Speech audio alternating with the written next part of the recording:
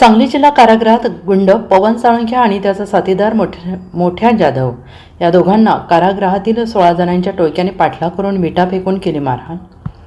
सांगली जिल्हा कारागृहात स्थानबद्ध गुंड पवन धर्मेंद्र साळुंखे वय वर्ष 28 आणि त्याचा साथीदार मेघश्याम उर्फ मोठ्या अशोक जाधव वय वर्ष 30 या दोघांना कारागृहातील 16 जणांच्या टोळक्याने पाठलाग करून विटा फेकून मारहाण केली। शुक्रवारी सकाळी कारागृहातील मोकळ्या मैदानात हा प्रकार घडला, त्यामुळे कारागृहातील कर्मचाऱ्यांची धावपळ उडाली। याबाबतीत जखमी पवन साळुंखे यांनी 16 जणांविरोधात सांगली शहर पोलीस ठाण्यात फिर्याद दिली आहे।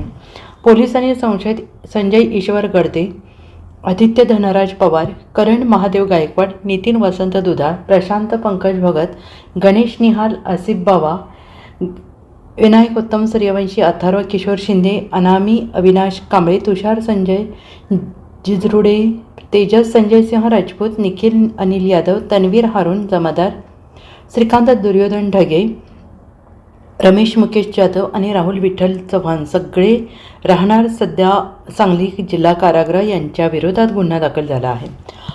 पोलिसांनी दिलेली माहिती अशी की फिर्यादी पवन साळुंखे हा पोलीस रेकॉर्डवरील गुन्हेगार आहे। जिल्हाधिकारी यांनी त्याला MPDA कायद्याअंतर्गत 1 वर्षासाठी स्थानबद्ध केलेला आहे। तसेच त्याचा साथीदार मेघश्याम उर्फ मोठ्या जाधव हा सुद्धा कारागृहात आहे।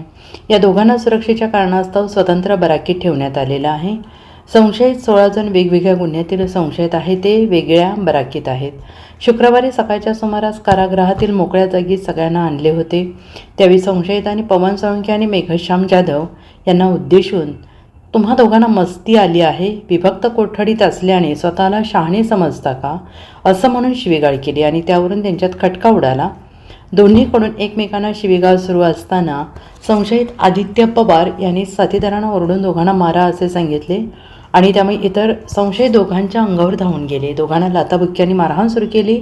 हल्ल्यात जखमी झालेले दोघेजण पळून जाऊ लागले, तेव्हा संशयित आदित्य पवार, करण गायकवाड, नितीन दुधाळ यांनी हातातील विटा फेकून मारल्याने पवन याच्या डोक्यावर, हातावर, पायावर लागून तो गंभीर जखमी झाला। Bureau report SBN Marathi, Sangli.